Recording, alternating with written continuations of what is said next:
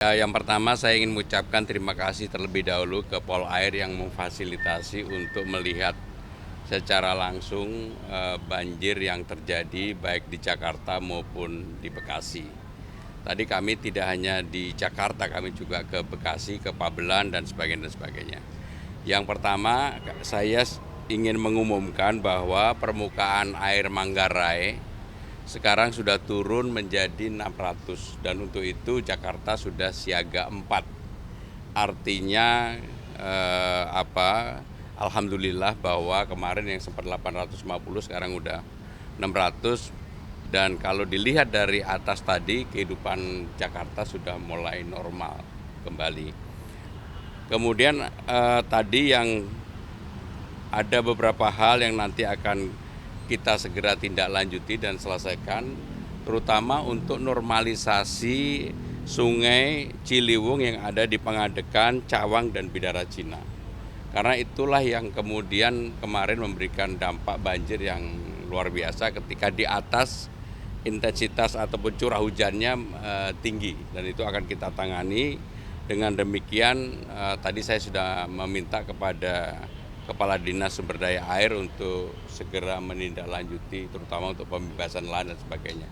Kalau memang harus kita berkoordinasi dengan Kementerian ATR BPN, kami segera akan melakukan.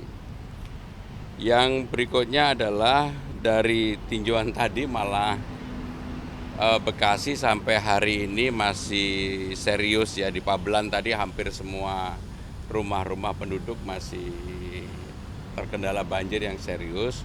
Maka pemerintah Jakarta dari kemarin saya sebenarnya sudah memutuskan untuk memberikan bantuan ke Bekasi.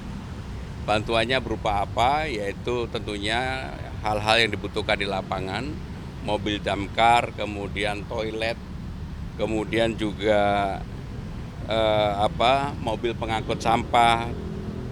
Dan kami juga hari ini sudah mengirimkan pasukan PPSU ke Bekasi untuk membantu kerja bakti yang diadakan dan juga membantu untuk di lapangannya. Jumlahnya lebih dari 200 Bu ya. Kemudian kami juga memberikan bantuan beras dan lauk pauk kepada Bekasi karena memang semua orang pasti tidak menginginkan adanya banjir atau bencana ini dan Jakarta karena sudah normal, pintu air Manggarainya sudah 600, maka kami tadi melihat di atas, kami berdiskusi, kami memberikan bantuan untuk Bekasi. Itu ya. Pak, kawasan normalisasi itu kan padat penduduk ya Pak, terutama di kawasan Bidara Cina, Pangadegan. Itu nanti penduduknya di sana akan gimana ya Pak? Ya, yang jelas pasti akan dilakukan pembebasan. Cuma dalam pendekatan untuk pembebasan, kami akan melanjutkan pemerintah sebelumnya bahwa pendekatannya harus lebih humanis manusiawi karena kita juga harus bisa menyadarkan kepada penduduk yang ada di lokasi yang perlu dilakukan normalisasi bahwa kalau mereka tetap tinggal di sana kapanpun pasti dampak dari banjir itu ada. Jadi akan direlokasi Pak? Iya, nanti kita siapkan misalnya apakah kita buatkan hunian rumah susun dan sebagainya. Itu dalam jangka berapa lama Pak prosesnya? Jangka menengah ini. Berarti sekitar 2-3 tahun? Ya, kita akan mulai mudah-mudahan dalam kepemimpinan saya bisa diselesaikan. Pak, apakah udah diskusi dengan kepala daerah-daerah penyangga? Belum, tetapi saya sudah berkomunikasi informal ya dengan Bupati Bekasi, Wali Kota Bekasi, Depok, terutama yang secara langsung terdampak dari banjir ini.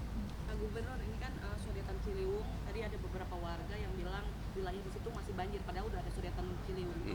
Tanggapannya seperti apa Pak? Memang kalau tinggi permukaan airnya itu di bawah 700, sodetan sebenarnya tidak berfungsi secara maksimal. Jadi saya juga baru tahu tadi dilaporkan oleh Kepala Dinas SDA, kalau permukaan Manggarainya 700 itu sodetannya baru ngalir. Jadi sehingga dengan demikian sodetannya pun perlu nanti kita mungkin ya harus waktunya untuk dikeruk kembali karena ini persoalan lapangan yang memang ada.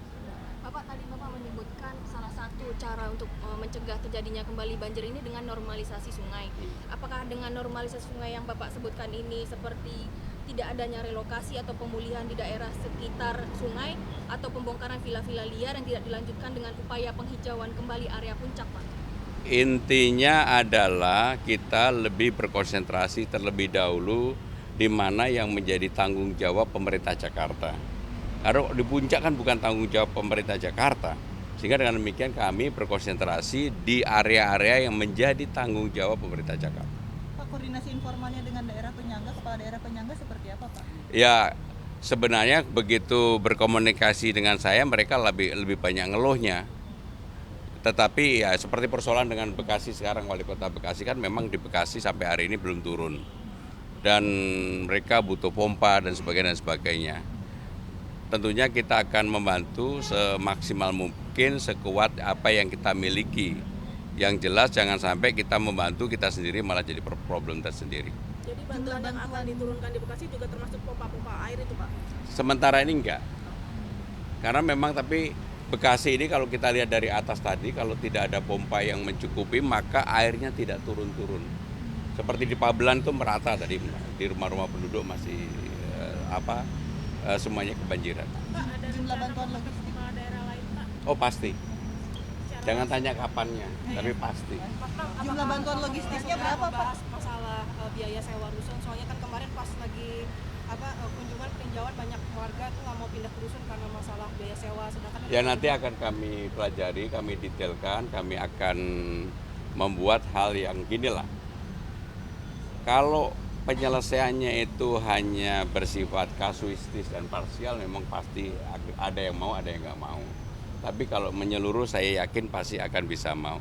Mohon maaf saya ada janji ya. Jumlah bantuan logistik untuk Bekasi dulu berapa, Pak? Yang beras, minyak, bahan Nanti detailnya tanyain ke Pak. Terima kasih, Pak. Teman nanti filenya dikirim ya.